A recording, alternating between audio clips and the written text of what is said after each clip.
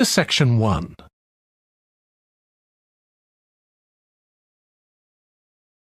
Section 1.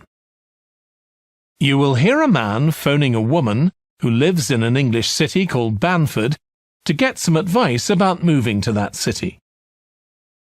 First, you have some time to look at questions 1 to 5.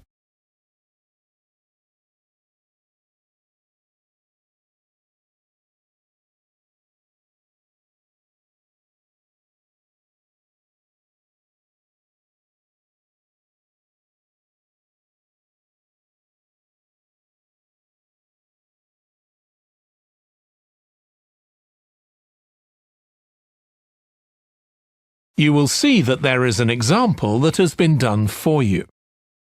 On this occasion only, the conversation relating to this will be played first. Hello, Linda speaking. Oh, hi, Linda. This is Matt Brooks. Alex White gave me your number. He said you'd be able to give me some advice about moving to Bamford. Yes, Alex did mention you. How can I help? Well, first of all, which area to live in? Well, I live in Dalton, which is a really nice suburb. Not too expensive, and there's a nice park. Linda recommends a suburb called Dalton, so Dalton has been written in the space. Now we shall begin. You should answer the questions as you listen because you will not hear the recording a second time. Listen carefully and answer questions 1 to 5. Hello, Linda speaking. Oh, hi, Linda. This is Matt Brooks. Alex White gave me your number. He said you'd be able to give me some advice about moving to Bamford. Yes, Alex did mention you. How can I help? Well, first of all, which area to live in? Well, I live in Dalton, which is a really nice suburb. Not too expensive, and there's a nice park. Sounds good.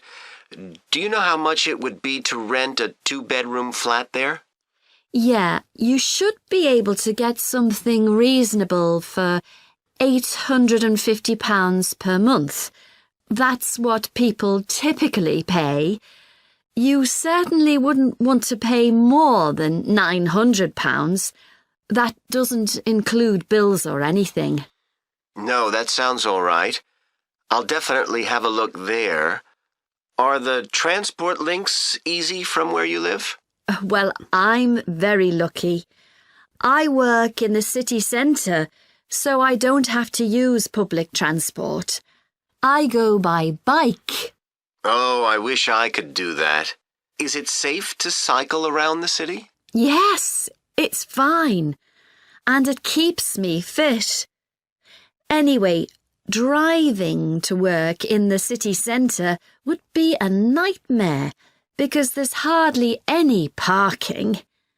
And the traffic during the rush hour can be bad. I'd be working from home, but I'd have to go to London 1 or 2 days a week. Oh, that's perfect. Getting to London is no problem.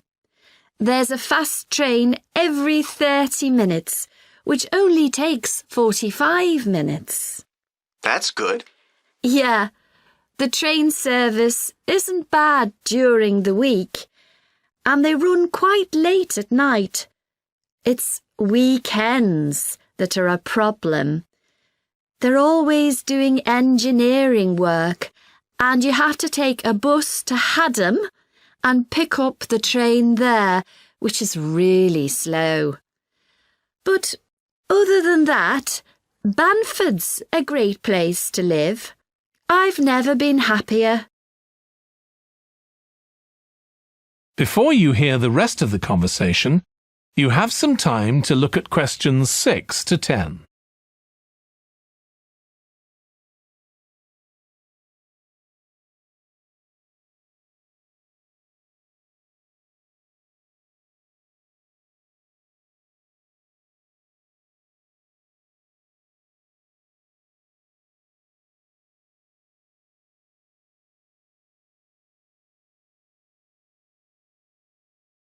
Now listen and answer questions 6 to 10.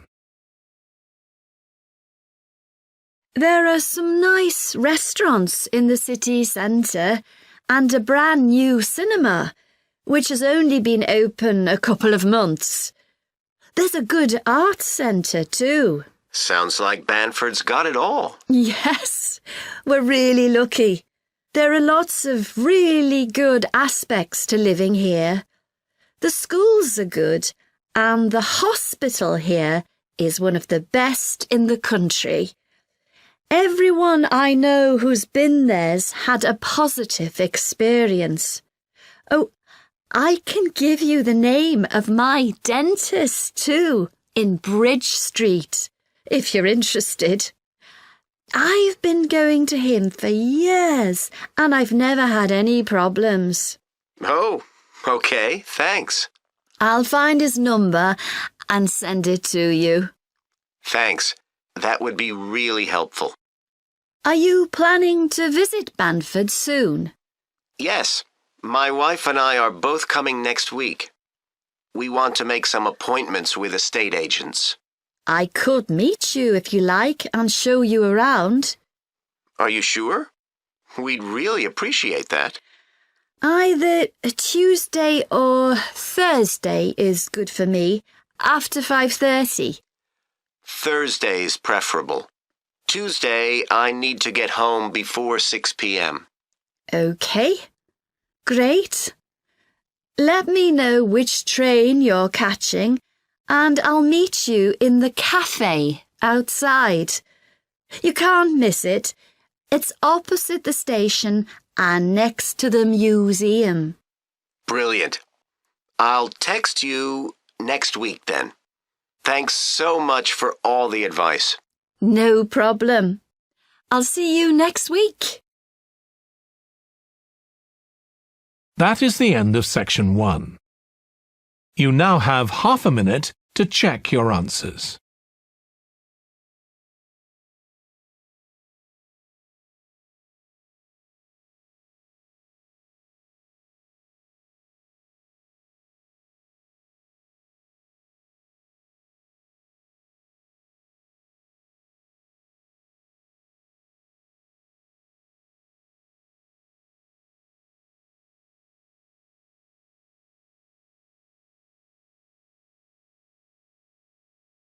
Now turn to section 2.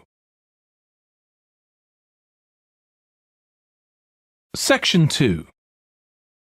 You will hear a fitness instructor talking on the radio about different ways of keeping fit.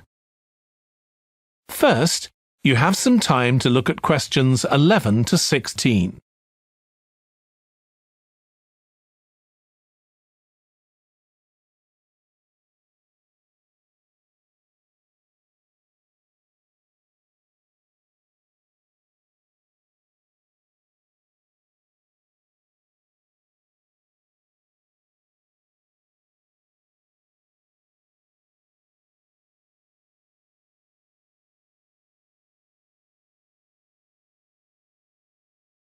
Now listen carefully and answer questions 11 to 16. So, if you're one of those people who hasn't found the perfect physical activity yet, here are some things to think about which might help you make the right decision for you. The first question to ask yourself is whether you would enjoy training in a gym. Many people are put off by the idea of having to fit a visit to the gym into their busy day. You often have to go very early or late, as some gyms can get very crowded. But with regular training, you'll see a big difference in a relatively short space of time. Running has become incredibly popular in recent years. That's probably got a lot to do with the fact that it's a very accessible form of exercise. Anyone can run, even if you can only run a few meters to begin with. But make sure you get the right shoes. It's worth investing in a high-quality pair, and they don't come cheap. Another great thing about running is that you can do it at any time of day or night. The only thing that may stop you is snow and ice. Swimming is another really good way to build fitness. What attracts many people is that you can swim in an indoor pool at any time of year. On the other hand, it can be quite boring or solitary. It's hard to chat to people while you're swimming lengths. Cycling has become almost as popular as running in recent years. That's probably because, as well as improving their fitness, many people say being out in the fresh air in a park or in the countryside can be fun, provided the conditions are right, of course. Only fanatics go out in the wind and rain. Yoga is a good choice for those of you looking for exercise which focuses on developing both a healthy mind and body. It's a good way of building strength, and with the right instructor, there's less chance of hurting yourself than with other more active sports. But don't expect to find it easy. It can be surprisingly challenging, especially for people who aren't very flexible. Getting a personal trainer is a good way to start your fitness program. Obviously, there can be significant costs involved, but if you've got someone there to encourage you and help you achieve your goals, you're less likely to give up. Make sure you get someone with a recognised qualification, though, or you could do yourself permanent damage. Before you hear the rest of the radio programme, you have some time to look at questions 17 to 20.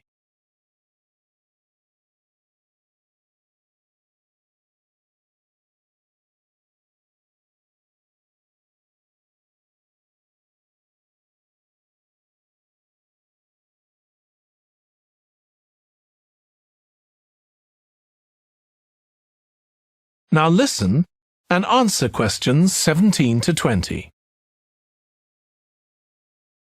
Whatever you do, don't join a gym unless you're sure you'll make good use of it.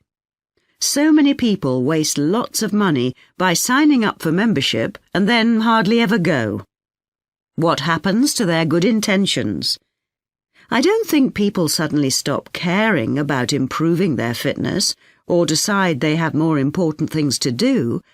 I think people lose interest when they don't think they're making enough progress. That's when they give up hope and stop believing they'll ever achieve their goals. Also, what people sometimes don't realise when they start is that it takes a lot of determination and hard work to keep training week after week, and lots of people don't have that kind of commitment.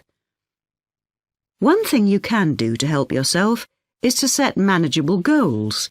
Be realistic and don't push yourself too far. Some people advise writing goals down, but I think it's better to have a flexible approach. Give yourself a really nice treat every time you reach one of your goals. And don't get too upset if you experience setbacks. It's a journey. There are bound to be difficulties along the way. That is the end of section 2. You now have half a minute to check your answers.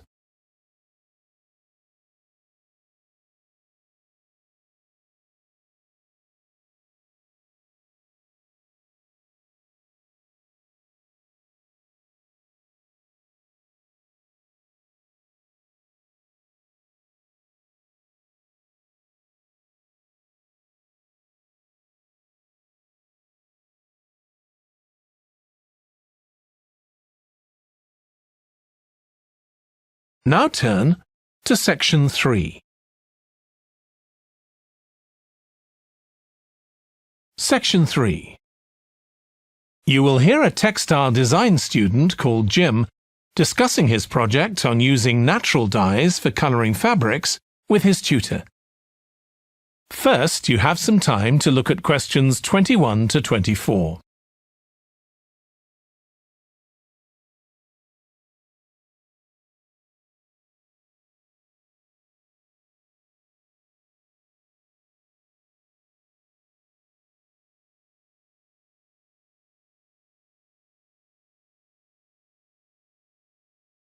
Now listen carefully and answer questions 21 to 24. OK, Jim. You wanted to see me about your textile design project. That's right. I've been looking at how a range of natural dyes can be used to colour fabrics like cotton and wool. Why did you choose that topic? Well, I got a lot of useful ideas from the museum, at that exhibition of textiles. But I've always been interested in anything to do with colour. Years ago, I went to a carpet shop with my parents when we were on holiday in Turkey, and I remember all the amazing colours. They might not all have been natural dyes. Maybe not, but for the project, I decided to follow it up. And I found a great book about a botanic garden in California that specialises in plants used for dyes. OK. So in your project, you had to include a practical investigation. Yeah.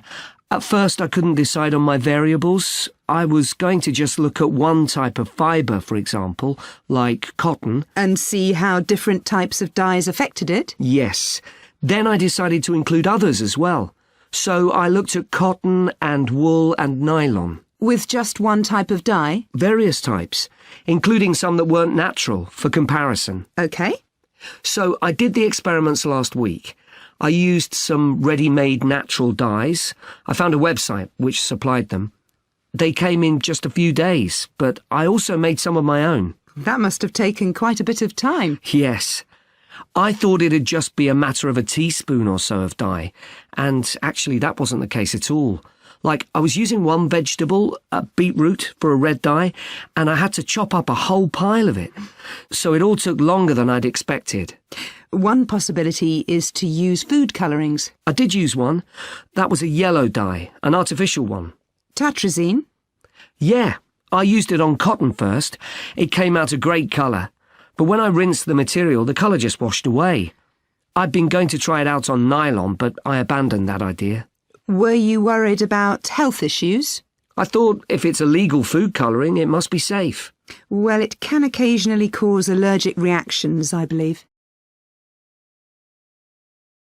Before you hear the rest of the discussion, you have some time to look at questions 25 to 30.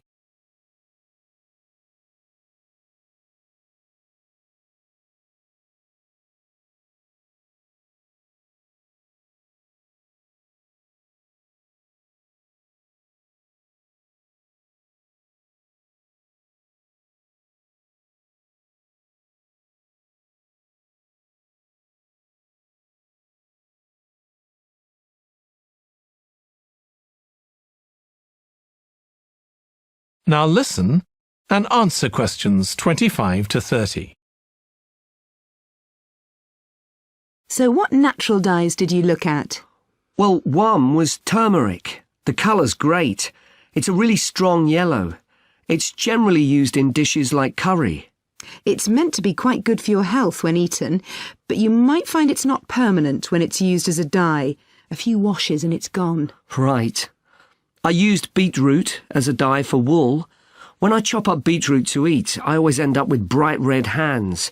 But the wool ended up just a sort of watery cream shade. Disappointing. There's a natural dye called Tyrian purple. Have you heard of that? Yes. It comes from a shellfish, and it was worn in ancient times, but only by important people, as it was so rare. I didn't use it. It fell out of use centuries ago, though one researcher managed to get hold of some recently. But that shade of purple can be produced by chemical dyes nowadays. Did you use any black dyes? Logwood. That was quite complicated. I had to prepare the fabric so the dye would take. I hope you were careful to wear gloves. Yes, I know the danger with that dye. Good, it can be extremely dangerous if it's ingested. Now, presumably you had a look at an insect-based dye, like cochineal, for example. Yes, I didn't actually make that. I didn't have time to start crushing up insects to get the red colour, and anyway, they're not available here. But I managed to get the dye quite easily from a website, but it cost a fortune. I can see why it's generally just used in cooking and in small quantities. Yes, it's very effective, but that's precisely why it's not used as a dye. I also read about using metal oxide. Apparently you can allow iron to rust while it's in contact with the fabric, and that colours it. Yes, that works well for dyeing cotton. But you have to be careful as the metal can actually affect the fabric, and so you can't expect to get a lot of wear out of fabrics treated in this way. And the colours are quite subtle. Not everyone likes them. Anyway, it looks as if you've done a lot of work. That is the end of section 3. You now have half a minute to check your answers.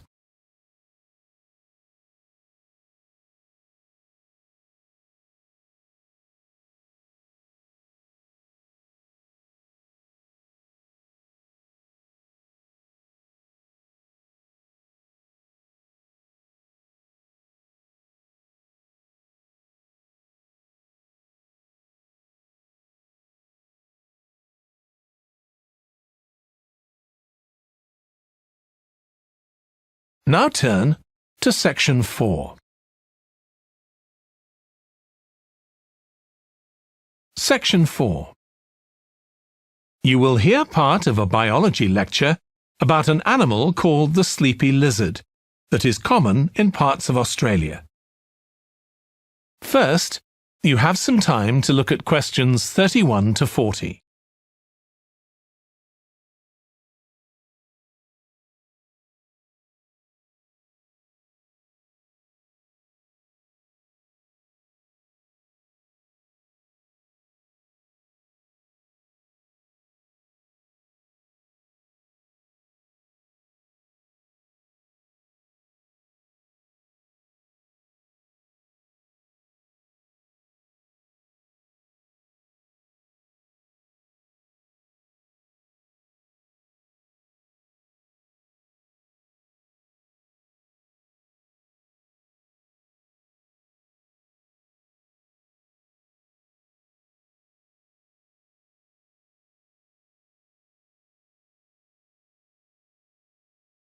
Now listen carefully and answer questions 31 to 40.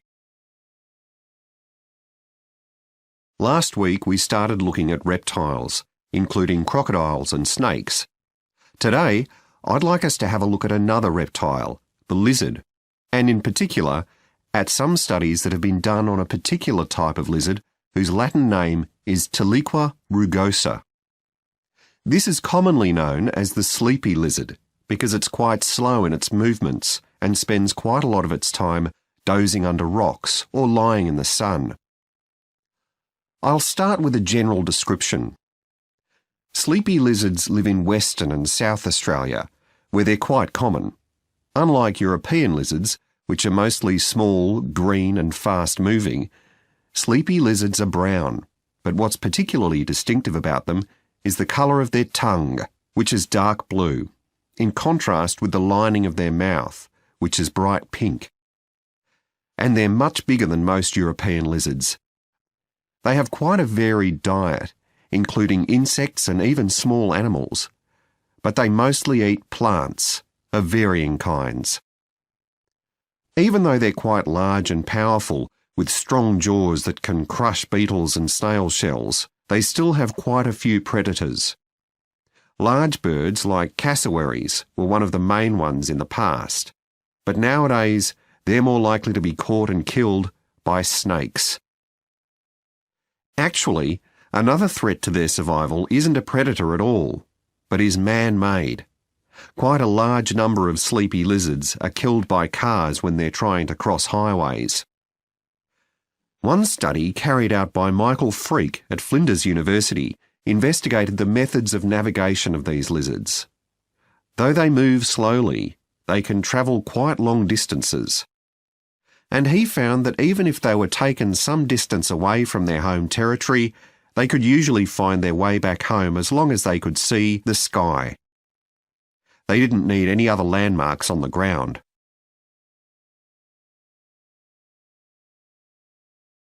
Observations of these lizards in the wild have also revealed that their mating habits are quite unusual. Unlike most animals, it seems that they're relatively monogamous, returning to the same partner year after year. And the male and female also stay together for a long time, both before and after the birth of their young. It's quite interesting to think about the possible reasons for this. It could be that it's to do with protecting their young. You'd expect them to have a much better chance of survival if they have both parents around. But in fact, observers have noted that once the babies have hatched out of their eggs, they have hardly any contact with their parents. So there's not really any evidence to support that idea. Another suggestion's based on the observation that male lizards in monogamous relationships tend to be bigger and stronger than other males. So maybe the male lizards stay around so they can give the female lizards protection from other males. But again, we're not really sure. Finally, I'd like to mention another study that involved collecting data by tracking the lizards. I was actually involved in this myself. So we caught some lizards in the wild and we developed a tiny GPS system that would allow us to track them, and we fixed this onto their tails. Then we set the lizards free again, and we were able to track them for 12 days and gather data, not just about their location, but even about how many steps they took during this period. One surprising thing we discovered from this is that there were far fewer meetings between lizards than we expected. It seems that they were actually trying to avoid one another. So why would that be? Well, again, we have no clear evidence, but one hypothesis is that male lizards can cause quite serious injuries to one another. So maybe this avoidance is a way of preventing this, of self-preservation if you like. But we need to collect a lot more data before we can be sure of any of this. That is the end of section 4. You now have half a minute to check your answers.